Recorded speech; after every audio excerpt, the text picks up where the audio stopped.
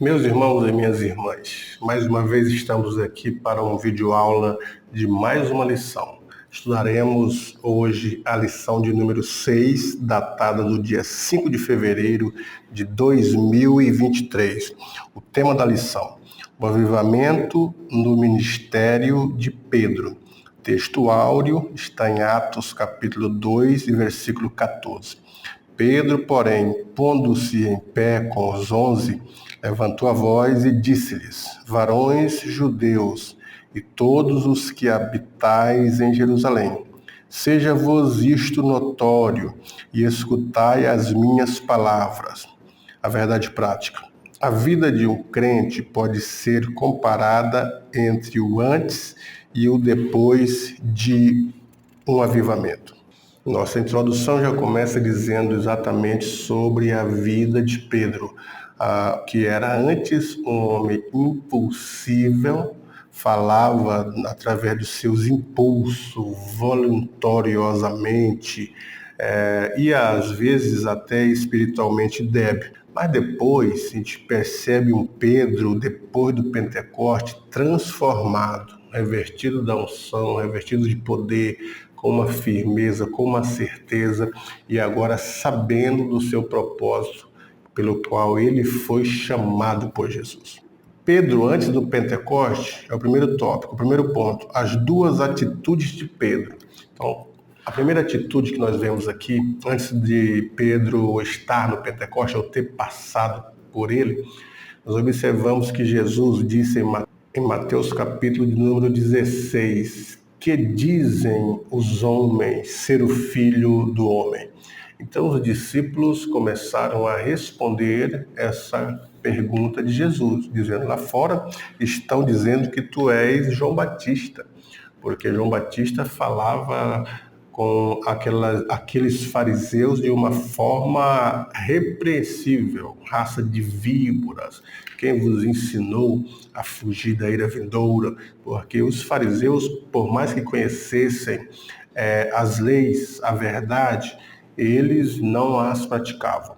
E Jesus, da mesma forma que João Batista repreendeu os fariseus e as demais classes religiosas que eram hipócritas. Jesus as chama assim: hipócritas, sepulcros caiados, copos ou pratos limpos por fora, sujos por dentro, querendo dizer que a aparência deles enganavam as pessoas, mas o seu interior estava cheio de pecados, de más intenções. Então havia uma semelhança entre as atitudes ou as reprimendas de João Batista com as de Jesus. E os discípulos continuaram dizendo: estão dizendo que tu és Elias, porque havia uma semelhança no ministério de Jesus com o ministério de Elias. Elias fazia diversos milagres. Jesus também, o seu ministério era cheio de milagres, de maravilhas. Estão dizendo que tu és Jeremias, porque Jesus também tinha uma característica de Jeremias. Repreendia os pecados da população, todavia tinha compaixão delas. Jeremias era considerado o profeta chorão, porque ele via o futuro da nação e chorava pelas consequências. E Jesus também, como disse Marcos, quando ele viu uma grande multidão que andava errantes como ovelhas que não têm pastor, ele chorou. Jesus chorou no túmulo de Lázaro. Então, a característica de Jesus, semelhante de Jeremias, de chorar, tendo compaixão das pessoas. E os discípulos continuaram dizendo sobre o que as pessoas estavam pensando. Agora Jesus volta-se para eles e pergunta: mas vós, que dizeis ser o Filho do Homem? E então Pedro diz: tu és o Cristo, Filho do Deus vivo.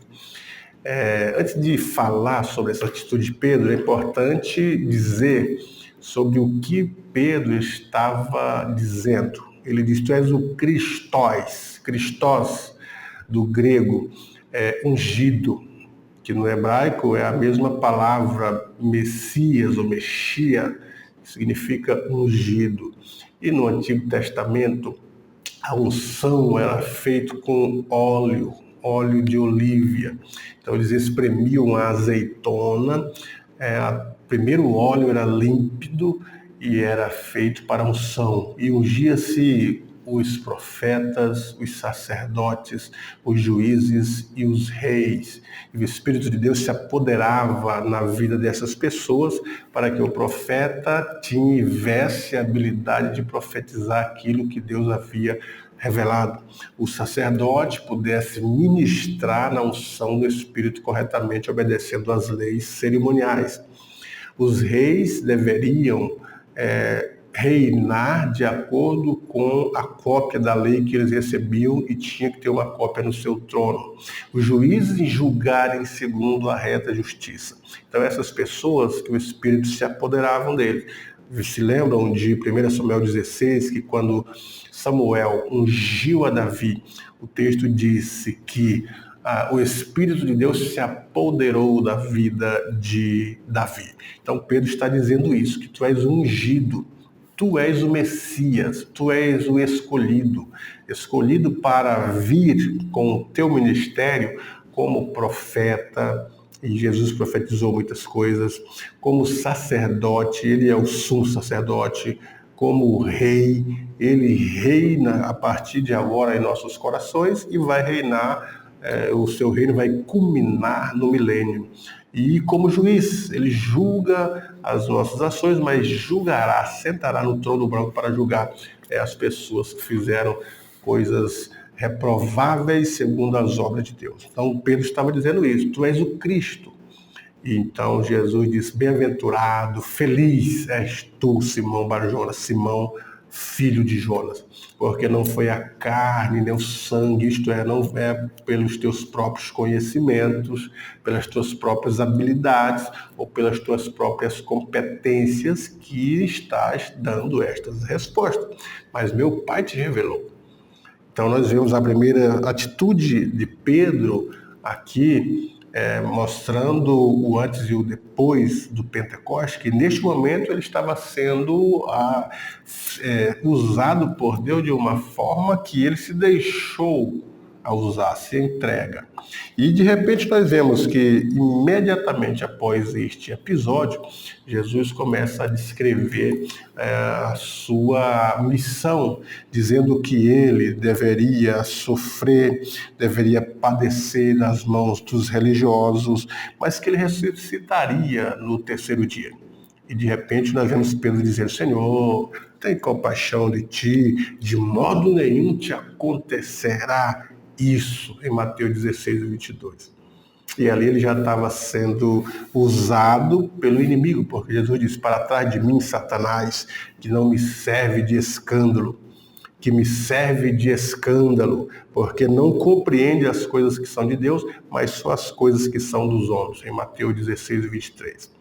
Então, da mesma forma que Pedro está sendo usado pelo Espírito, é revelado pelo Pai, daqui a pouco ele dá lugar para ser usado pelo inimigo. Então, são lições de pessoas que precisam ainda receber a transformação no Pentecoste, que às vezes estão sendo usadas por Deus, estão fazendo o uso correto dos dons, estão dando os bons conselhos, mas daqui a pouco já deixam essas boas atitudes e começam a praticar más atitudes, emprestam sua boca para o inimigo, e então são usadas e devem ser repreendidas assim como Pedro. Então essas pessoas precisam de algo para deixar longe da influência de Satanás na sua vida. O segundo ponto do primeiro tópico, Pedro nega Jesus 3 vezes. Então nós observamos aqui que quando Jesus falava que que ele iria morrer, Pedro então ele se voluntaria, dizendo que morreria com Jesus. E Jesus disse de modo nenhum. Antes que o galo cante 2 vezes, 3 vezes me negarás. E Pedro, sendo o único que discordava de Jesus, bateu o pé, dizendo de modo nenhum vou te negar. Eles podem te negar, eu todavia jamais. Mateus 28 registra que todos os discípulos disseram o mesmo. André disse que não negaria, Tiago disse que não negaria, Felipe disse que não negaria.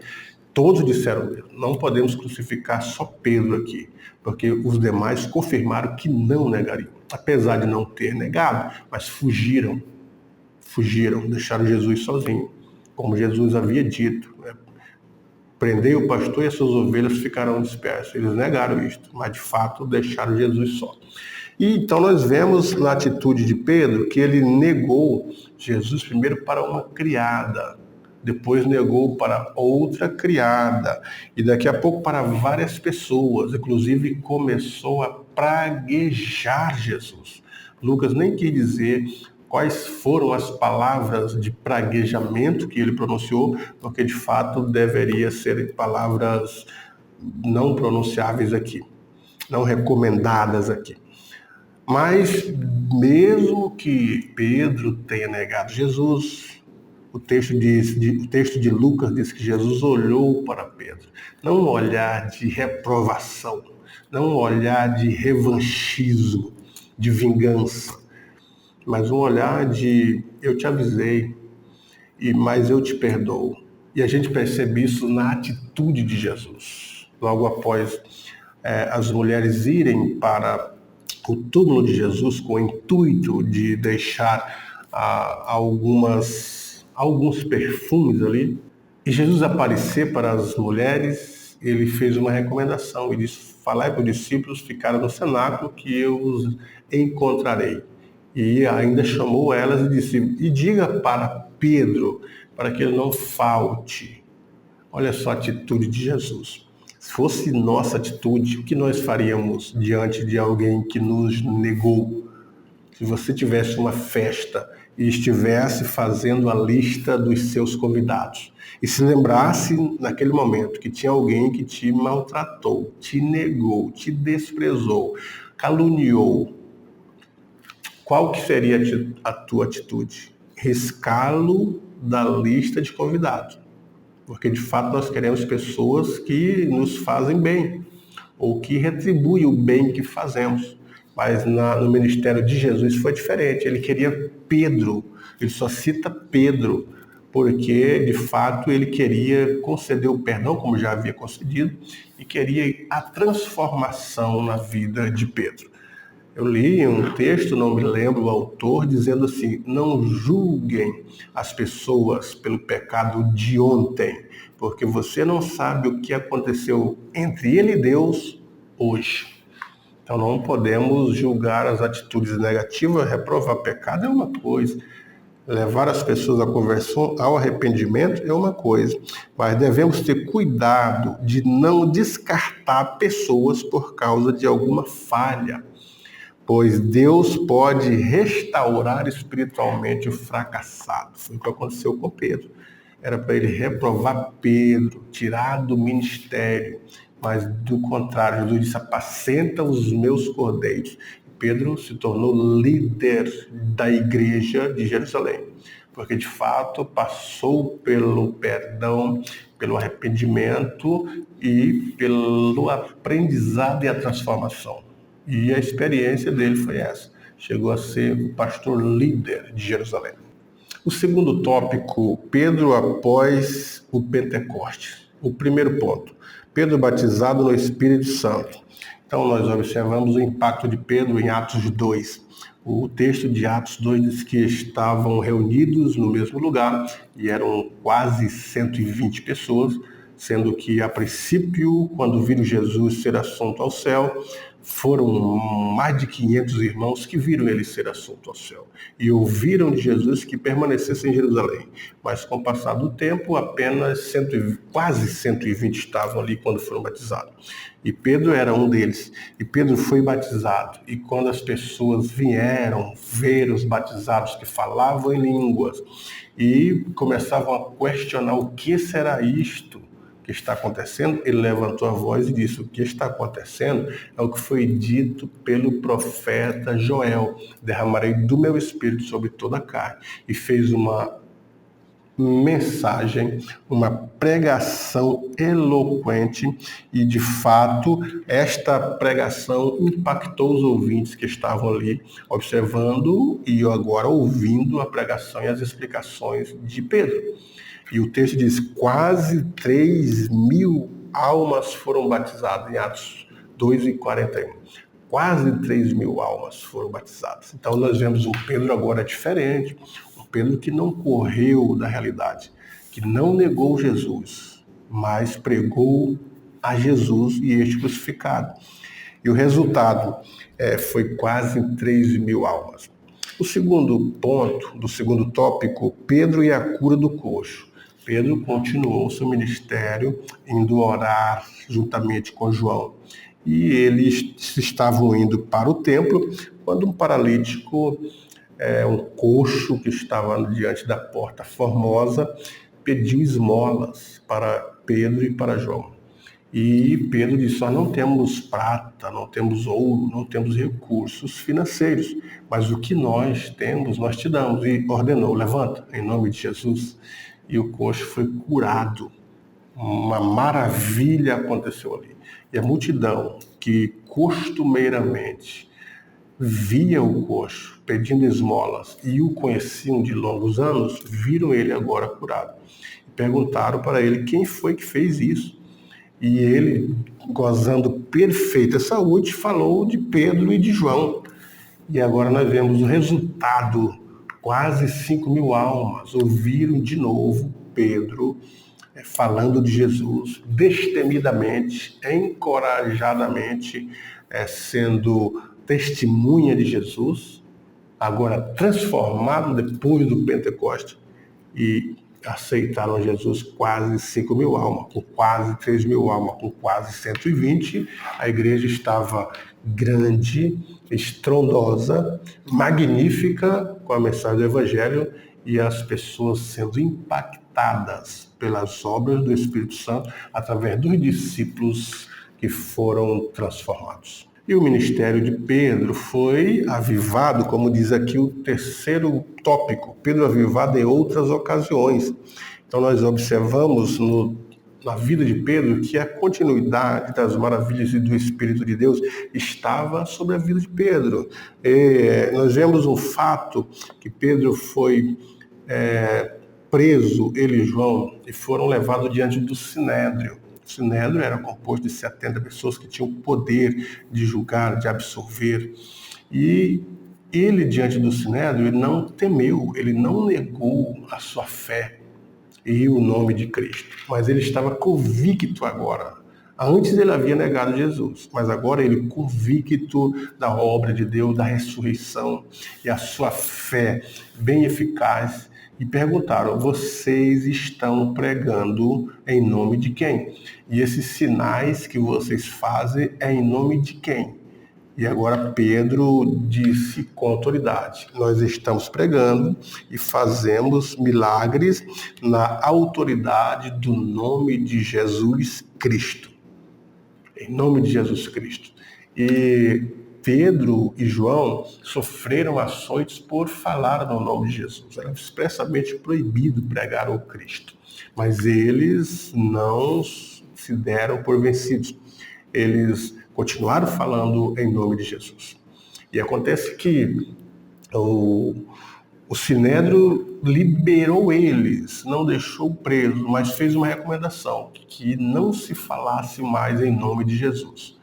E Pedro, cheio de ousadia, disse, olha, não existe outro nome dado entre os homens pelo qual devamos ser salvos, nem no céu, nem na terra, nem embaixo da terra, a não ser o nome de Jesus. E continua falando o nome de Jesus.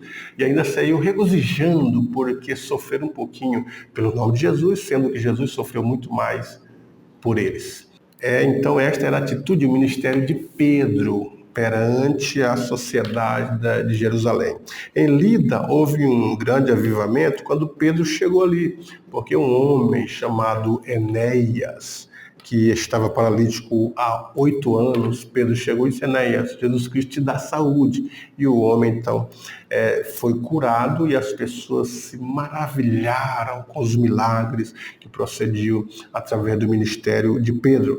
Nós observamos também Dorcas, que foi ressuscitada e foi reintegrada à sociedade e às suas atividades, e houve, então, um avivamento ali em Jope, através dessa atitude de Pedro, cheio do poder de Deus, trazer Dorca de novo à vida. Então o ministério de Pedro mudou depois do Pentecoste. Você não vê mais Pedro negando, Pedro reclamando, sendo impossível, mas vê agora um Pedro corajoso, cheio do Espírito, com ousadia, com a certeza e com a fé eficaz para fazer a obra. Um Pedro transformado. O poder do Evangelho, o poder do Espírito de Deus transforma as pessoas. Se você quer convicção no seu ministério, quer a certeza do seu chamado, quer ser usado com dons espirituais, você precisa ser igual Pedro, cheio do Espírito de Deus e também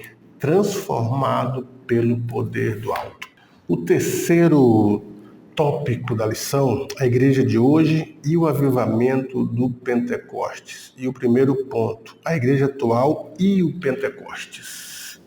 Falando na nossa igreja atual do século 21, o princípio do Pentecoste, a partir do século XIX, foi com o derramado do Espírito. A rua Azusa foi impactada através de Seymour, um negro que era cheio do Espírito de Deus, pregava o batismo com o Espírito Santo e também a cura divina.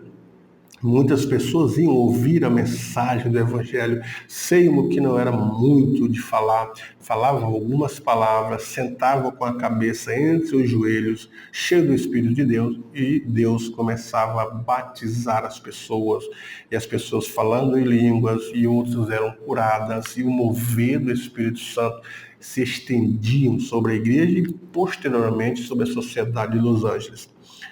E depois a toda a América, todos os Estados Unidos, chegou no Brasil também através de Daniel Berg e Gunnar Vingre. Lição que veremos ainda nas próximas lições sobre este avivamento que chegou no Brasil. E esses homens foram batizados com o Espírito Santo e começaram a obra de Deus aqui em 1911, falando do amor de Deus, da salvação de Jesus Cristo, do batismo com o Espírito Santo, do falar em outras línguas, pregando milagres e maravilhas, curas divinas, e Deus ia operando, ia agregando aqueles que haveriam de se salvar. E a Assembleia de Deus se tornou, então, a maior denominação pentecostal do mundo. Vamos estudá-las em específico nas próximas lições. Vamos estudar especificamente na lição de número 9 sobre este assunto. Agora, a igreja, ela se ergueu, cresceu e as pessoas se convertiam pela pregação da mensagem salvífica, pelo arrependimento, conscientizando os pecadores dos seus atos pecaminosos, levando-os ao arrependimento e à fé, posteriormente ao perdão e à justificação. E quando o texto diz assim, que nos dias de hoje, Jesus, inclusive, previu que antes de sua volta haveria uma grande falta de fé. Daí a pergunta reveladora, quando, porém, vier o Filho do Homem, porventura achará fé na terra? A lição diz, num tempo como esse, a necessidade de um grande avivamento, ela é imensa. Segundo a Bíblia, só pode haver um tempo de avivamento nos dias presentes se os crentes buscarem o derramamento do Espírito Santo como no dia de Pentecoste. De fato, a igreja, há alguns anos para cá, foi deixando, de fato, o avivamento de um lado. Jesus sempre curou, sempre batizou, sempre houve o mover do Espírito, mas não agora numa sua totalidade, envolvendo toda uma sociedade, toda uma nação, como nos primórdios das Assembleias de Deus. Com o passar do tempo, nós deixamos de falar da mensagem salvadora. A igreja, por algumas décadas, começou a entrar pelo evangelho fácil. A teologia da prosperidade achou graça em muitos púlpitos. A teologia do neopentecostalismo, os evangelhos da facilidade. E, por último, a gente vê o evangelho coach, evangelho que mexe com o ego. É as pessoas falando de coisas de fato com mensagens de efeito, frases de efeito, que servem na hora, levam as pessoas para sentirem uma emoção na hora, mas não um avivamento que leva a vida de transformação, um avivamento duradouro, mas ali do momento, com templos escuros, com a influência da luz, com a influência do ambiente, as igrejas chamadas black, e também o envolvimento da música e muitas mensagens emocionalistas, mas nada que leve as pessoas para um arrependimento. Muitos desses pregadores, coach e outros evangelhos, a intenção de fato não é mostrar o Cristo crucificado ou levar uma mensagem que toque a alma para o arrependimento, mas eles querem em busca de views, em busca de curtidas e etc. e tal. Mas esse não é o evangelho que Jesus pregava. O evangelho que Jesus pregava, que ele arrebanhava a multidão, fazia com que as multidões se arrependessem dos seus pecados. A mensagem de Pedro levou as pessoas a dizer: o que faremos nós? E Pedro então respondeu: arrependei-vos e sejais batizados em nome do Pai, do Filho e do Espírito Santo. E a igreja precisa voltar a isso. Claro que a igreja de Cristo, a igreja do arrebatamento, nunca se corrompe, nunca perde o foco, a perspectiva disso. Mas o texto de Mateus continua reverberando até os dias atuais. Por se multiplicar a iniquidade, o amor de muitos. Então, muitos estão com o amor frio. Muitas pessoas já não estão indo mais na igreja por causa da palavra. E muitos pregadores e muitos púlpitos já não têm mais a palavra. Aquilo que Jesus disse para os discípulos: dá-lhe voz de comer. Se a multidão tem fome, precisa ser liberada para comprar mantimento. Jesus, dá-lhe voz de comer. E muitos de nós, líderes espirituais, líderes das igrejas, estamos como discípulos. Não temos o que apresentar para a multidão. Não temos o mantimento, o pão espiritual. Porque não lemos a Bíblia, não estamos com a vida devocional, a vida espiritual, a vida ministerial, de fato, comprometida para sanar a fome das pessoas. E às vezes nem tempo temos para a meditação da palavra. E às vezes chegamos ali com uma palavra que não tem sustentação, uma palavra que não tem uma motivação, não tem um propósito, uma finalidade específica de tocar na alma. E precisamos fazer com que a mensagem do Evangelho seja genuína. Precisamos ler a Bíblia, ouvir a voz de Deus, aprofundar no mistério das Sagradas Escrituras e fazer com que as pessoas sejam tocadas na alma e no espírito pelo poder da palavra. A igreja hoje precisa ser sustentada pelo alimento espiritual, não o oba-oba de movimentos, porque isso são ondas de movimentos, é chamado os modismos.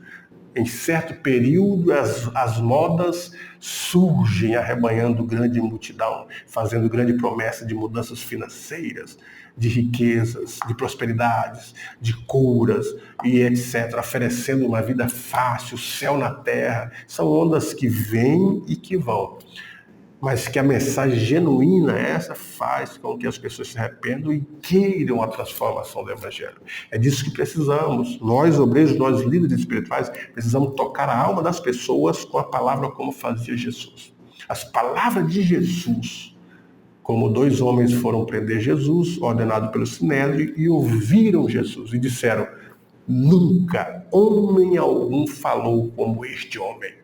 Porque as mensagens de Jesus, a mensagem de vida. Então, a palavra, fale 1 hora, 2 horas, meia hora, 15 minutos, mas a palavra genuína que vai tocar a vida das pessoas.